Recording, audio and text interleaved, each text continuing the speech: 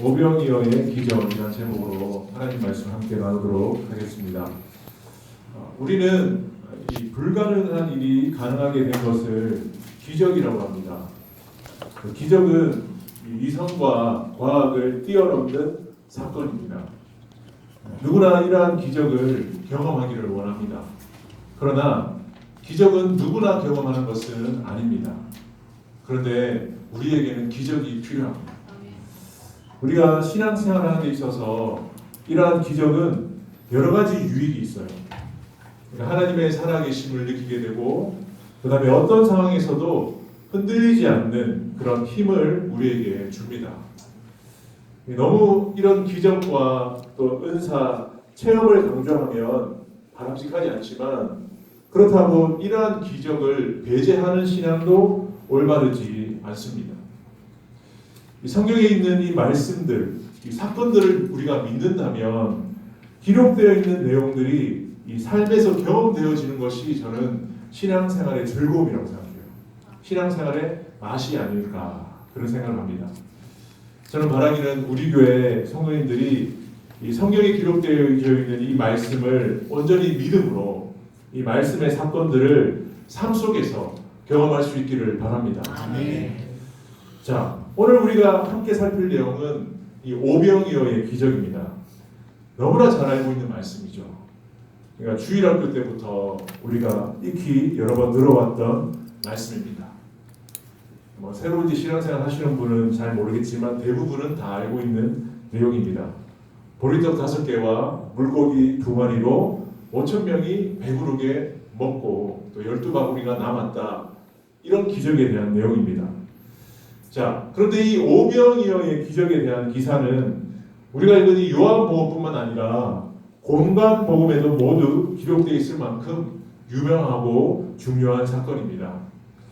제가 이 말씀을 준비하면서 오늘 본문뿐만 아니라 마태, 마가, 누가 이 내용들을 다 살펴볼 때 이 요한복음의 내용이 좀 더 이 오병이어에 대한 내용을 의미 있고 또 자세하게 기록하고 있음을 제가 발견하게 되었습니다. 특히 이 오병이어의 기적은 이 요한복음에 나오는 7가지 기적 가운데 4번째 기적입니다. 4번째 기적입니다. 근데 특징은 뭐냐? 일부 소수의 사람이 아니라 현장에 있던 모든 사람이 동시에 기적을 경험하게 된 의미 있는 사건이었어요. 몇 명이 경험하였습니까? 5,000명. 5,000명이라는 사람이, 남자만 5,000명이 동시에 경험했으니까 얼마나 대단합니까? 여러분, 우리가 신앙생활 하면서 이렇게 경험하기를 원하는 하나님의 기적, 또 오늘 본문에 나오는 이 오병이어 기적의 내용을 살피면서 우리도 어떻게 이 하나님이 베푸시는 이 기적을 경험할 수 있을지를 오늘 몇 가지를 한번 나눠보기를 원합니다. 자, 오병이어의 기적은 첫 번째로 한 아이의 헌신을 통해서 일어났다는 것입니다. 여러분 한번 따라합시다. 헌신. 네. 자, 오늘 본문에 보면 이 유월절을 앞두고 예수님은 이 디베랴의 갈릴리 바다 건너편으로 가셨습니다. 근데 그날도 수많은 무리가 예수님을 따라왔어요.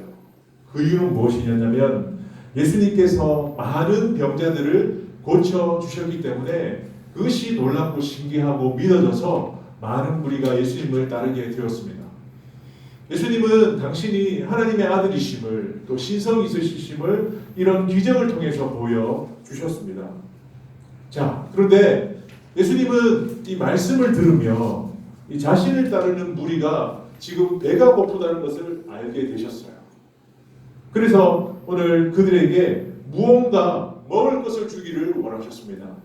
그러면서 오늘 5절에 보니까 예수께서 눈을 들어 큰 무리가 자기에게 오는 것을 보시고 빌립에게 이르시되 우리가 어디서 떡을 사서 이 사람들을 먹이겠느냐 하시니. 자, 이 말씀을 통해서 우리가 발견할 수 있는 것은 예수님은 참 사랑이 많으신데 예수님은 우리에게 영의 양식뿐만 아니라 육의 양식도 채워주시는 분이구나. 이것을 알 수 있어요. 그러면서 제자 가운데 빌립에게 질문을 하신 거죠. 어떻게 이 사람들에게 떡을 먹일 수 있겠느냐. 아마도 빌립이 좀 계산을 잘했던 것 같아요. 그러자 이 예수님의 질문을 들은 빌립은 이렇게 말했습니다. 예수님, 무리를 먹이기 위해서는 이 최소한 200데나리온의 돈이 필요합니다. 200데나리온의 돈이 필요합니다. 이 빌립의 대답은 나름 최선을 다한 대답이었습니다. 근데 사실 이 200데나리온의 돈으로는 부족했어요. 그들에게 이 구절에 보면 나와 있듯이 조금씩 주더라도 부족합니다. 그러니까 배부르게는 줄 수 없지만 그래도 어느 정도 허기는 면할 수 있을 것 같습니다. 예수님, 이렇게 빌립이 대답했어요. 200데나리온의 돈은 얼마냐? 이 노동자의 8개월분의 임금이에요. 우리가 한 달에 한 200만 원을 받는다면 얼마가 됩니까? 한 1,600만 원. 한 2천만 원 정도 되는 돈을 지금 필요하다라고 지금 말하고 있는 것입니다. 그러니까 남자만 5,000명을 먹이기 위해서는 예수님 2천만 원이 있어야 겨우 허기를 면할 수 있습니다. 라고 이렇게 지금 대답하고 있는 것입니다. 자, 이렇게 지금 고민하고 있을 때 이때 이 베드로의 형제 중에 안드레가 예수님께 나와왔어요. 예수님, 지금 가지고 있는 음식이라고는 이거밖에 없습니다. 라고 가져왔는데 그것이 무엇이었냐면 한 아이가 준 도시락이었어요. 도시락. 그 도시락이 보리떡 5개와 물고기 2마리였습니다. 아마도 이렇게 예수님과 제자들이 어떡하지 하고 있을 때 한 아이가 여기 제 도시락이 있습니다 라고 아마 들었던 것 같아요. 그때 당시에 유대인들은 이렇게 이동을 할 때 움직일 때 그냥 다니지 않고 도시락을 챙겨 다녔어요. 우리가 생각하는 그 도시락이 아니라 말린 음식이었어요. 그러니까 이 보리떡도 말린 떡이고 또 물고기도 말린 물고기였습니다. 그러니까 건조하기 때문에 그렇게 말린 것들을 휴대하면서 도시락으로 가지고 다녔는데 아마 이 어린아이에게 이 도시락이 있었던 것 같습니다. 자, 그런데 예수님은 이 안드레를 통해서 공수된 이 어린아이의 도시락으로 수많은 사람들을 먹이셨다라는 것입니다. 이것이 중요한 내용이에요. 예수님이 오늘 제자들에게 원하신 것은 어떤 대단한 능력이 아니었습니다. 당장 너희들이 가서 200데나리온을 구해와, 이것이 아니었어요.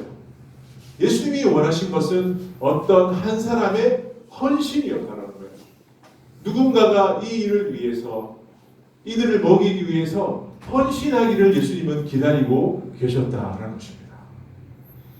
여러분, 기적은 그냥 일어나는 것이 아닙니다. 그냥 일어나는 것이 아니에요. 무엇인가 아주 작은 것이라도 드려진 것이 있을 때 그것을 통해 기적은 일어나게 된다는 것입니다. 우리 스스로에게 한번 질문해 보십시오. 나는 내가 가지고 있는 것 중에 아주 작은 것이라도 온전히 주님께 드리고 있는가? 큰 것이 아니라 아주 작은 것이라도 온전히 내가 주님께 드리고 있는가? 한번 질문해 보십시오. 서울에 이 강남에 유명한 교회가 있습니다. 우리 침례교단 중에 강남중앙침례교회라고 있어요. 여러분 아시는지 모르겠는데 침례교단 중에서는 장자교회라고 할 만큼 유명하고 큰 교회입니다. 자, 그런데 이 교회에 작년 12월에 이제 세 번째 담임 목사님이 부임하게 되었습니다. 3대 목사님이 부임하게 되었습니다. 최명남 목사님이라는 분이 부임했는데 이분은 원래 어디에서 사역하고 계셨냐면 미국에서 사역하고 계셨어요. 미국에서 이민교회, 세미안 교회라는 교회를 개척해서 사역하고 계셨습니다. 그런데 이 세미안 교회는 지금 잘 나가는 교회입니다. 무려 1,500명이나 되는 성도들이 모이는 교회예요. 여러분, 한인교회로 1,500명이면 대단한 겁니다. 그 곱하기 10을 해야 돼요. 그럼 몇 명입니까? 15,000명. 그렇게 규모 있는 교회입니다. 그런 교회를 섬기고 지금 점점 부흥하고 있는 교회인데 강남중앙침례교회에서 담임 목사님을 청빙하기 위해서 모시러 온 거예요. 결정하기 쉽지 않았습니다. 그래서 오랫동안 기도하고 내린 결론 끝에 이 교회로 오게 되었는데, 그런데 이제 이분이 강남중앙침례교회 오셔서 간증을 하시더라고요. 어떤 간증을 하셨냐면 본인이 이 세미안 교회를 개척하면서 어떻게 이만큼 부흥하게 되었을까를 간증하면서 이런 이야기를 하셨습니다. 이민교회를 섬기다 보면 여러분, 우리처럼 이렇게 예배당 건물을 구하기가 쉽지 않습니다. 그래서 대부분의 교회들은 매주마다 장소를 빌립니다. 그러니까 예배만 드리고 나와야 돼요. 얼마나 안타깝습니까? 다른 활동들은 못해요. 그러니까 한 주 한 주마다 목사님과 성도님들이 참 마음이 힘들죠. 다음 주는 어디 가서 예배 드릴까? 그러니까 세미학교도 그런 상황이었어요. 그런데 어느 날 하나님께서 기도하는 가운데 목사님께 네가 이제 결단을 내려라. 더 이상 언제까지 이렇게 매주마다 옮겨 다닐 수 있겠냐. 이제 교회 예배당을 구입할 수 있는 그런 소식을 성도들과 함께 공유하고 그것을 결단하라. 이런 마음을 목사님이 주셨어요. 그래서 이제 그것을 공유하고 기도하는 가운데 성도님들이 막 이제 기간을 정해놓고 기도하고 있는데 어느 날 어떤 한 어르신이 연세 많으신 어르신이 목사님을 찾아오셨어요.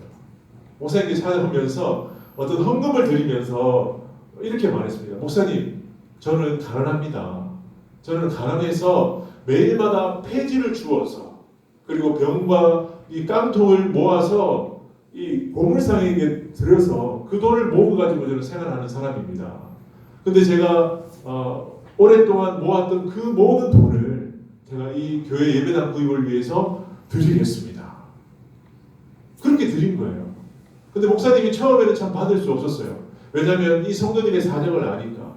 무엇보다 매일 폐지를 주어서 근근히 생활하는 이분 얼마나 힘듭니까? 하지만 이분이 드린 것을 받아들이고 여러분 놀라운 것은 그때부터 성도님들이 헌신하기 시작했어요. 그래서 얼마 지나지 않아서 예배당 건물을 구입하게 되었습니다. 그때부터 여러분 이 교회가 정말 사람들이 몰려오는데요. 상상하지 못할 정도로 여기서도 몰려오고 멀리서도 몰려오고 해서 지금까지 부흥하게 되었다라는 그런 간증을 제가 들었습니다. 여러분 이 목사님의 간증의 핵심이 무엇입니까? 작지만 한 사람의 온전한 헌신을 통해서 기적은 일어난다는 것입니다. 그 사람의 기적을 통해서 하나님은 그 사람의 기적, 그러니까 그 사람의 헌신, 그 헌신을 마중물로 사용하셔서 하나님은 그 교회를 부흥해 시켜 주셨다는 거예요. 이것을 저는 듣고 정말 하나님께서는 한 사람의 헌신을 통해서 기적을 베푸시는구나.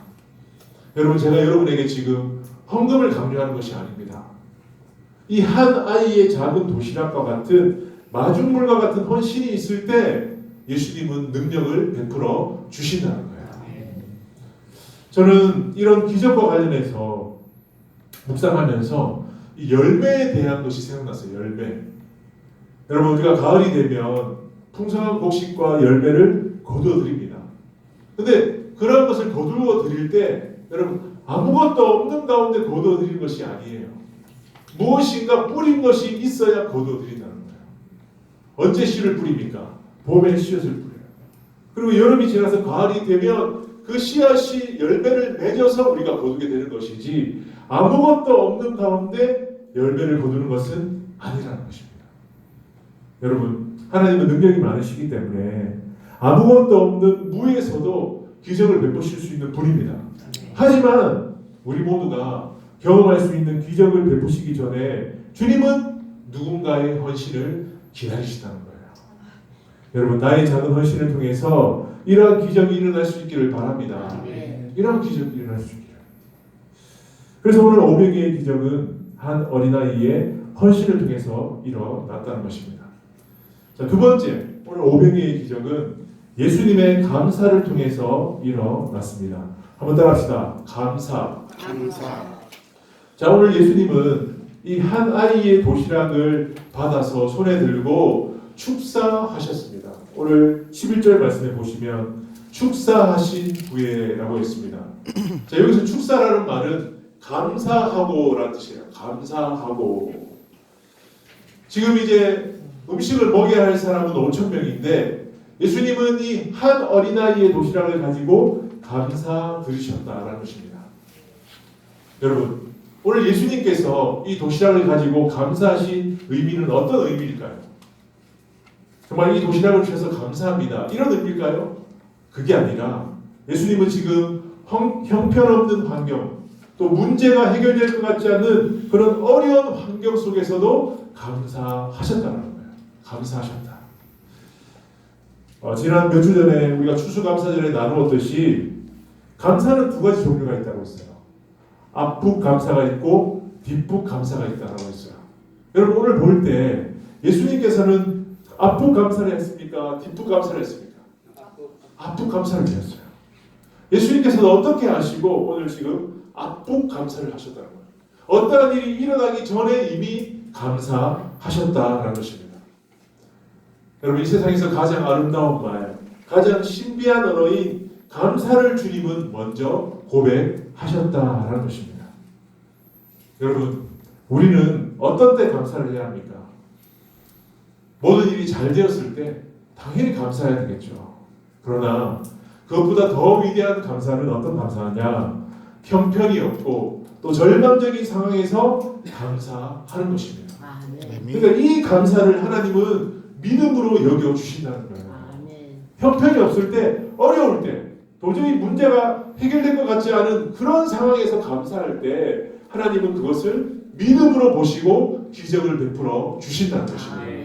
그러니까 여러분 우리는 어떤 일이 벌어지고 난 다음에 하는 감사보다는 어떤 일이 있기 전에 하는 감사가 더 중요하고 그것이 능력의 근원이라는 것입니다.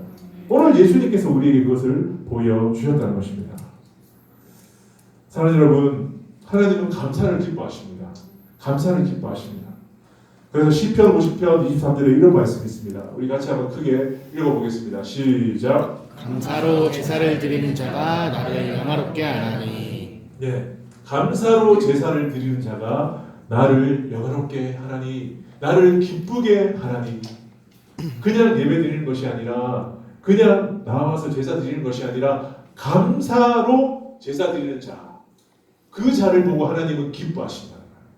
그 자가 하나님을 영광스럽게, 영화롭게 만든다라는 것입니다. 여러분, 우리는 하나님의 자녀입니다. 하나님의 백성입니다. 그렇다면 우리는 주님이 기뻐하시는 일에 집중해야 되지 않겠습니까? 네. 그러니까 감사는요, 우리가 아무리 많이 해도 지나치지 않아요. 많이 하면 할수록 좋다는 거예요. 감사들이 지났지만 여러분, 우리가 이제 얼마 남지 않은 이 12월을 보내면서 올해가 지나가기 전에 좀 더 우리는 감사가 넘쳤으면 좋겠어요. 감사가 넘쳤으면 좋겠어요. 그러니까 진정한 감사를 위해서는 우리가 무엇보다 여러분 작은 것에 좀 감사했으면 좋겠어요. 작은 것에. 어떤 큰 것이 아니라 어떤 큰 일이 일어나서가 아니라 작은 것. 하나님께서 나에게 주신 배우자, 또 하나님께서 나에게 주신 자녀, 또 하나님께서 나에게 허락하신 직장, 바라볼 때는 좀 부족해 보이고 연약해 보이고 작아 보여도 그런 것을 가지고 여러분 한번 감사해 보세요. 감사해 보세요. 하나님은 그것을 통해서 기적을 베풀으신다는 거예요. 그러니까 이런 것들은 하나님께서 내게 허락하신 선물임을 믿고 감사하라는 거예요. 그럴 때 하나님은 그것을 통해서 기적을 베풀어 주신다는 것입니다. 여러분, 지금 여러분이 가지고 있는 것이 무엇입니까? 혹시 그것이 작다고 불평하고 있지는 않습니까? 혹시 다른 사람과 비교하고 있지는 않습니까? 그럴 때 여러분 한번 돌아보세요. 내게 주신 것을 만족하면서 하나님께서 주셨기 때문에 감사합니다. 만족합니다. 이렇게 나가는 것이 축복으로 나갈 수 있는 길이라는 것입니다. 오늘 예수님께서 이 하나이의 도시락을 가지고 축사하신 일, 감사한 일이 얼마나 중요한지 사복음서에 보면 다 기록되어 있습니다. 그러니까 오늘 이 오병이어 기적의 핵심이 감사였다는 거예요. 감사였다. 한번 따라합시다. 감사가 기적을 낳는다. 기적을 낳는다. 네, 감사가 기적을 낳는다는 것입니다. 그래서 오늘 오병이어의 기적은 한 어린아이의 헌신, 두 번째는 예수님의 감사를 통해서 일어났고, 마지막으로 오병이어의 기적은 제자들의 순종을 통해서 일어났다라는 것입니다. 여러분 한번 따라합시다. 순종. 네. 오늘 예수님은 제자들에게 사람들을 앉게 하라고 했습니다. 좀 줄을 맞추어서 앉게 하라고 했습니다. 그리고 그들에게 물고기와 떡을 나눠주라고 명령하셨습니다. 그런데 사실 여러분, 예수님이 가지신 물고기는 2마리, 보리떡은 5개밖에 없는데 인간의 생각으로 볼 때는 이걸 나눌 수 있습니까? 어렵지 않습니까? 하지만 오늘 제자들은 음식을 나누라는 이 예수님의 명령에 순종했다라는 것입니다. 그러자 기적이 일어났다는 것입니다. 예수님이 하신 말씀대로 음식을 나눌 때 부족함 없이 5천 명이나 되는 사람들이 물고기와 떡을 배불리 먹을 수 있게 되었다라는 것입니다. 예수님이 하신 것이 아니라 누가 음식을 나누었습니까? 제자들이 나누었어요. 제자들을 통해서 예수님이 기적을 베풀어 주셨다라는 것입니다. 오늘 제자들이 예수님의 말씀에 순종했을 때 기적이 일어났습니다. 여러분, 이 믿음이라는 것은 또 다른 별칭이 있는데 그것은 바로 순종입니다. 순종. 믿음의 다른 말은 순종이에요.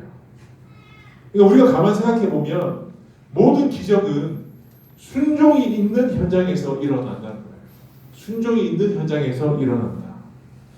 우리가 이미 살폈던 요한복음 2장에도 보면 예수님께서 물로 포도주를 만드실 때 그냥 물을 가지고 연회장에다가 갖다 주어라 라고 말씀하셨을 때 그 말씀에 순종했던 자들이 있어요. 하인들이었습니다. 하인들이 순종했을 때 물이 변하여 포도주로 변하게 되었다는 것입니다. 그러니까 순종이 있을 때 기적이 일어난다는 거예요. 베드로도 예수님의 말씀에 순종해서 오른편으로 그물을 던져라 라고 이렇게 순종했을 때 153마리나 되는 물고기를 잡게 되었어요. 그리고 베드로는 말씀에 순종해서 물 위를 걷게 되었다는 거예요. 그러니까 자기의 의지로 물 위를 걷는 것이 아니에요. 순종할 때 그는 기적을 경험하였다는 것입니다. 이처럼 제자들이 떡과 물고기를 5천 명에게 나눠줄 때 모든 사람들이 배불리 먹고 12바구니가 남게 되었다는 거예요. 오늘 한 어린아이의 헌신 또 예수님의 감사가 있었지만 만약 오늘 제자들이 이 나누는 일을 행하지 않았다면 아마도 오늘 기적을 경험하지 못했을 수도 있다는 거예요. 하지만 순종했을 때 기적을 경험했다는 것입니다. 여러분, 우리가 예수님의 말씀에 제대로 순종하려면 어떻게 해야 합니까? 그러니까 순종을 방해하는 것들이 있어요. 그것은 바로 우리의 시선과 우리의 생각이에요. 이게 되겠느냐? 이게 과연 과학적으로 맞느냐? 우리의 논리로 맞느냐? 이런 생각과 시선이 사실은 이러한 기적을 방해한다는 거예요. 이럴 때마다 우리는 환경을 바라보지 말고 주님을 바라봐야 돼요. 그리고 의심을 버리고 말씀에 순종해야 됩니다. 그럴 때 하나님은 우리가 생각하지 못한 놀라운 일을 우리에게 베풀으실 줄 믿습니다. 네. 여러분, 저와 여러분이 이 예수님의 말씀에 순종해야 됩니다. 순종해야 돼요. 근데 왜 순종해야 될까요? 왜 순종해야 될까요? 오늘 이것이 오늘 말씀의 핵심인데요. 여러분, 우리에게 기적이 필요하다고 했죠. 그런데 여러분, 기적은 내가 일으키는 것이 아니라 주님이 일으켜요. 주님이 일으켜요. 그래서 제가 오늘 말씀을 준비하면서 한 가지 발견한 사실이 있습니다. 오늘 6절 말씀을 보니까 이렇게 나와 있더라고요. 이렇게 말씀하심은 친히 어떻게 하실지를 아시고라고 있어요. 친히 어떻게 하실지를 아시고. 예수님은 사실 이 문제를 어떻게 해결할지를 다 계획하고 계셨어요. 다 알고 계셨어요. 어떻게 하면 이들에게 배불리 먹일 수 있을지를 다 알고 계셨습니다. 알고 계셨어요. 그리고 5절 말씀에도 보면 이렇게 말씀하십니다. 빌립에게 이르시되 우리가 어디서 떡을 사서 이 사람들을 먹이겠느냐. 우리가 라고 했어요. 우리가. 여러분, 우리가에는 예수님도 포함됩니까? 안 됩니까? 포함됩니다. 너희가가 아니라 우리가라고 했어요. 우리가. 내가 다 이미 알고 있다. 내가 어떻게 하면 이 문제를 해결할지 다 지금 계획하고 있다. 그러나 너희가 지금 어떻게 하는지 내가 보기를 원한다. 이렇게 말씀하신 거예요. 그러니까 예수님이 지금 사실은 그냥 능력을 베푸실 수도 있고 그냥 기적을 일으킬 수도 있지만 헌신과 또 이 사람들의 순종을 기다리고 계셨다라는 것입니다. 그래서 예수님은 이들에게 이것을 요구하셨다라는 것입니다. 우리가 신앙생활 하다가 어느 날 하나님께서 여러분 우리에게 어떠한 일을 말씀하시면서 순종하라고 하시면 여러분 그대로 행해야 됩니다. 그대로 행해야 돼요. 왜냐하면 이미 하나님은 그 어려운 일을 어떻게 해결할지를 다 계획하시고 우리에게 말씀하시기 때문에 그래요. 이미 다 어떻게 해결할지를 다 마음에 가지고 계시면서 우리에게 지금 말씀하시는 거예요. 그렇기 때문에 우리는 순종해야 돼요. 무조건 순종해야 돼요. 그러니까 순종하는 사람은 하나님이 베푸시는 그 해결, 그 기적을 경험할 수 있지만 순종하지 않는 사람은 끝까지 그것을 경험하지 못한다는 것입니다. 여러분, 믿음의 조상 아브라함도 이 100세 때 얻은 그 아들 이삭을 어느 날 제물로 바치라는 말씀을 듣고 아브라함은 즉시 순종했어요. 즉시 순종했어요. 자기의 생각과 환경을 바라보지 않고 즉시 순종하였어요. 그러자 하나님은 어떻게 하셨습니까? 아들 대신 제물로 바칠 수 있는 순양을 준비해 놓고 계셨습니다. 그러니까 하나님은요, 우리에게 어떤 말씀을 하실 때, 특히 우리가 어려운 어떤 말씀을 하실 때 그냥 말씀하시는 것이 아니라 다 해결해 놓을 준비를 해놓고 우리에게 말씀하신다는 거예요. 그래서 우리에게 필요한 것은 순종이라는 것입니다. 그래서 순종을 하면 그것을 경험하지만 순종하지 못하는 자는 절대로 경험하지 못한다는 것입니다. 여러분, 우리가 순종하기 어려운 이유는 다른 것보다도 내가 해결한다고 생각하기 때문에 그래요. 내가 해결한다. 여러분, 꼭 기억하십시오. 기적은 내가 행하는 것이 아니라 하나님께서 일으키시는 영역인 줄 믿습니다. 기적은 내가 하는 게 아니에요. 그러니까 기적을 일으키신 분, 계획하신 분은 하나님이시기 때문에 우리는 그것을 그냥 받아들이고 따라가면 된다는 것입니다. 하나님께서는 직접 하시기보다는 우리를 통해서 이 일들을 하기를 원하십니다. 우리를 통해서 하기를 원하세요. 그래서 우리가 헌신과 또 감사를 드리고 순종할 때 하나님은 누구도 생각지 못한 크고 놀라운 일로 우리의 인생을 인도하십니다. 또 우리의 교회를 인도하십니다. 여러분, 우리에게 기적이 필요합니다. 기적이 필요합니다. 한번 질문해 보세요. 내가 하나님 앞에 드릴 수 있는 작은 것이 무엇입니까? 물질입니까? 아니면 시간입니까? 아니면 기도 시간입니까? 아니면 전도 시간입니까? 여러 가지가 있을 것입니다. 그때 우리는 온전히 드려야 합니다. 뿐만 아니라 모든 일에 우리는 먼저 감사해야 됩니다. 그리고 주님이 말씀하실 때 무조건 즉시 순종하며 나아갈 때 우리는 오늘 오병이의 기적을 경험할 수 있다라는 것입니다. 하나님께서는 2020년도에 이 축복교회에 이런 기적을 베풀기를 원하십니다. 이미 계획하고 계십니다. 그러나 중요한 것은 우리의 헌신입니다. 그리고 우리의 감사입니다. 그리고 우리의 순종입니다. 이것을 한다면 우리가 내년에 기적의 한 해가 될 것입니다. 그래서 기대함으로 우리 모두가 예수님께서 베푸시는 오병이의 기적을 경험하는 저와 여러분 될 수 있기를 주님의 이름으로 축복합니다. 우리 같이 한번 이 시간 말씀을 기억하고 함께 기도하겠습니다.